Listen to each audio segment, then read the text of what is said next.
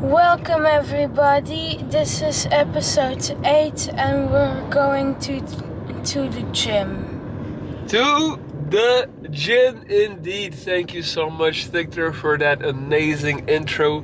Guys, at this rate, I will be replaced very soon. Victor, tell the people, film yourself. Film yourself, turn it to you. What type of training do you do back in Poland? I do basketball and boxing. Boxing, excellent. I think those are two of the most important things you can do in life. Basketball and boxing, you will be covered for everything. Also, I see you wearing a very nice t-shirt. You want to show the people your t-shirt? Where did you get that from? I got it from you. I'm making him wear it. Okay, Victor, let's do a little interview in English. What do you want to be when you grow up? A teacher. A teacher? That's a very noble profession. I like that. Okay, what is your favorite food? Apples. Very good, nice. What is your favorite thing to do? It's either play video games or skiing. Eating video games and skiing. I like that. Who is your favorite person? My little brother. Ah, that's so sweet. Arthur. Victor, how hard was it for you to move to a new country? Not that hard. I learned English pretty fast. I have to say, Victor, I am incredibly impressed with your English.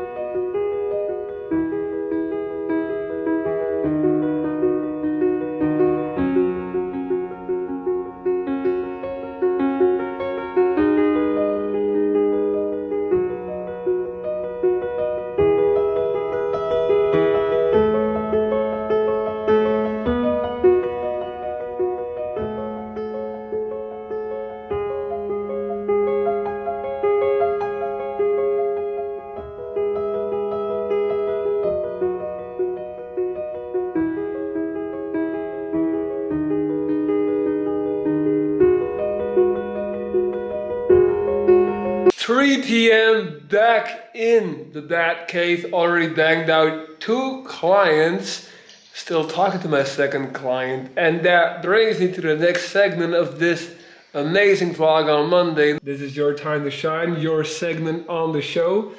I'm gonna give you the floor, and please talk to my tribe, man. Let them know what's up. What is on your mind? What do you got for us today? Okay, perfect. What I wanted to talk about today is our self-identity, because it seems to be a thing that when I look at people, it seems to be a major cause of suffering, how we think and feel about ourselves. And identity often is viewed as this thing that is almost like permanent, like, oh, I'm this guy.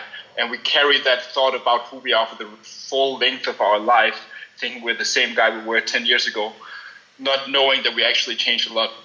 But one of the things I want to talk about is the building blocks, one of the fundamental aspects of our view upon our own identity of who we are.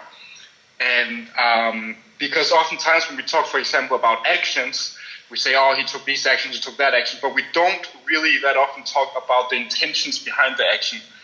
And it's quite perfect in regards to also what we were talking about before, you and me.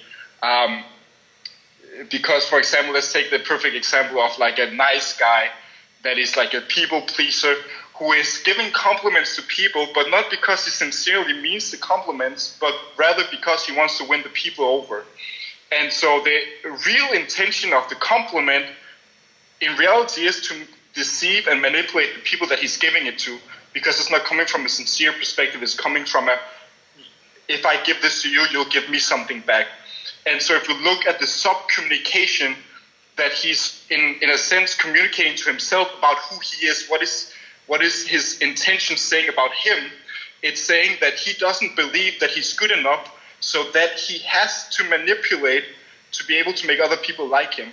And therefore, the feeling that he'll have about himself from taking that action will be one of increased feeling of not being good enough, because he's feeding into that belief.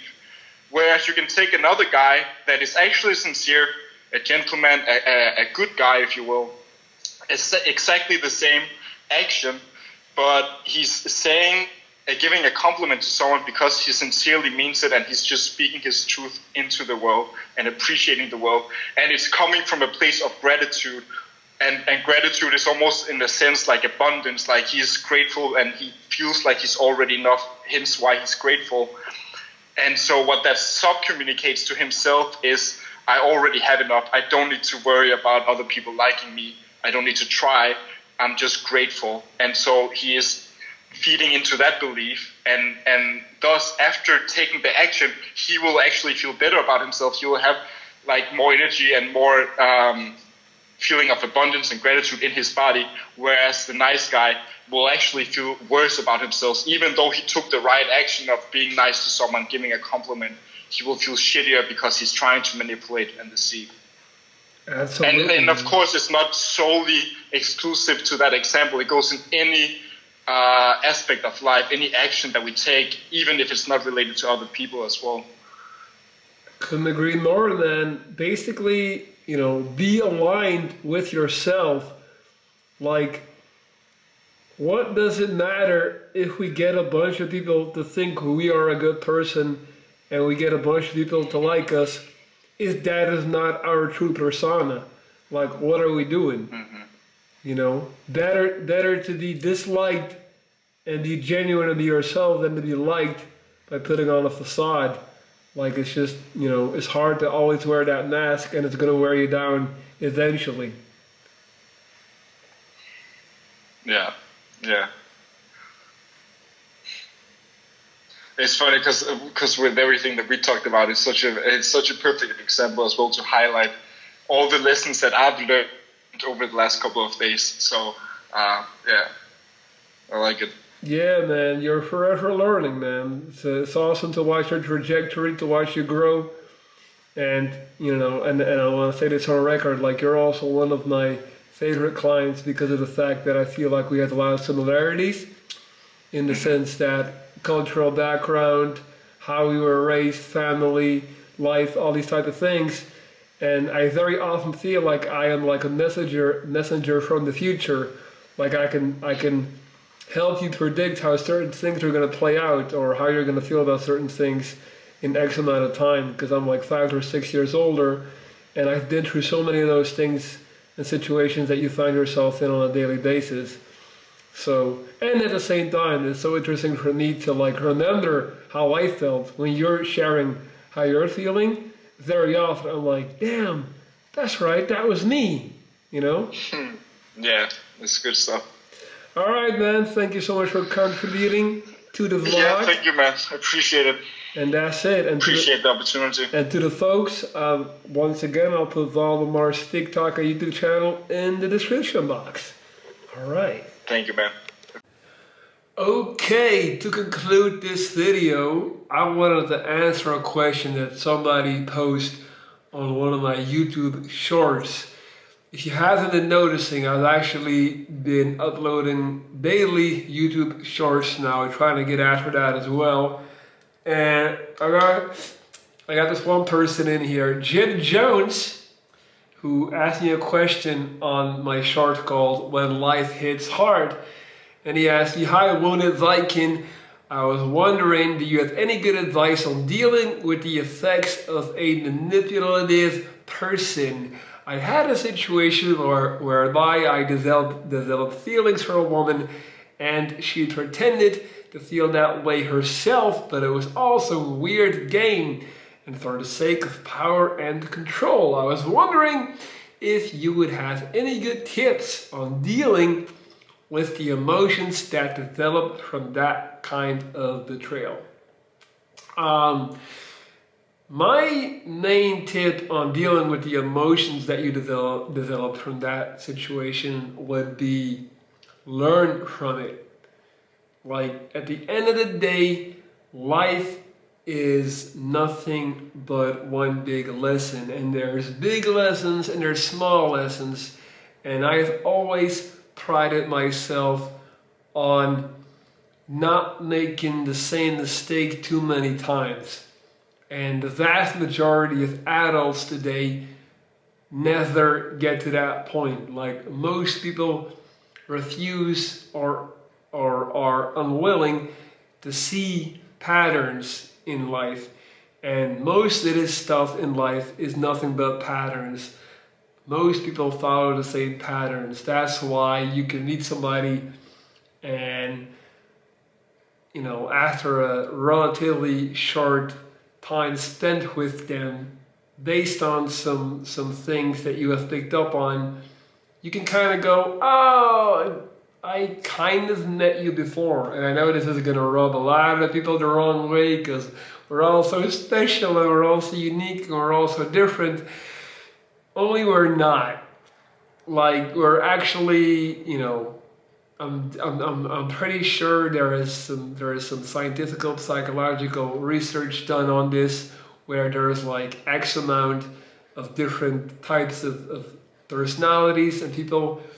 And I never read that book about that study, but that's just something that I figured out myself. Like, basically just understand, process, and remember what happened to you so that it won't happen to you again next time. Now, it's also very important to understand that the future women you're going to date are not this person necessarily. Everybody starts off with a clean slate. Everybody deserves a fair shot, okay? So don't take me saying, like, there's patterns and a lot of people tend to have the same types of behavior and personalities.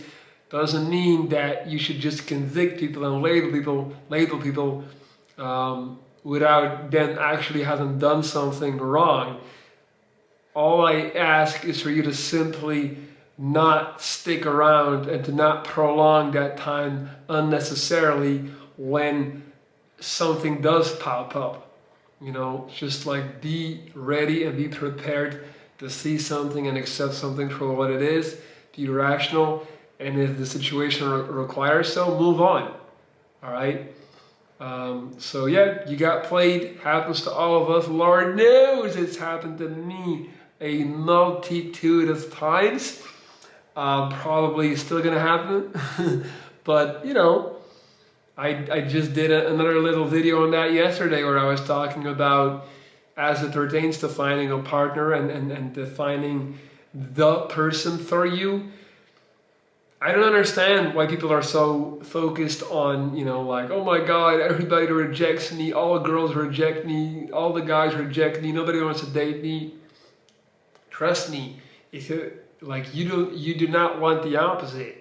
Imagine you having all the options in the world. Imagine you literally being able to pick from an unlimited amount of partners. Like, your life would be hell, because you would constantly be second guessing if the choice you made was the right one, and if that person would do something bad. You would be so quick to move on and pick one of your next options. What I'm saying is, all you need is to get lucky or to match one time. You find that one partner that clicks with you, and those other 7 billion options are no longer relevant. Life is a whole lot easier if you don't constantly have to ask yourself whether or not you maxed out in a in a relationship context, if that's even a word. But I'm sure you know what I mean. Like, you find one person, hopefully you find them before you're like 50 years old, so you got about 50 years, to figure that out, and then you're set. Then you can, devote all your loyalty, all your energy, all your love to that person, and develop something beautiful that will stand the test of time. So I don't care if you've been rejected a million times. Keep going until it works, because it only has to work once, and voila, you're there. Okay? So Jim Jones, first of all, I want to say I'm a big fan. If anybody knows Dipset, never mind. And I hope I was able to help you with your question. And that is these logs for today. Another Monday in the books. I cannot tell you how good it feels to be streaking 8 days in a row, being productive. Ever since I started this August Reset, I can see positive changes in literally all other areas of my life. I wake up with a purpose. I'm ready to go. I'm a better coach to my clients. I'm a better friend to my friends. It feels good to have a goal, man. And especially when that goal is shared with an awesome community like you. And I know I keep repeating myself, but once again, thank you. And if you're still here watching this, comment below. Let me know that you watched the whole video, because I absolutely love you. And I mean that. You give me purpose. Alright, I'm done. That's it. I'll be back tomorrow with a new video. Peace out. Have a beautiful day.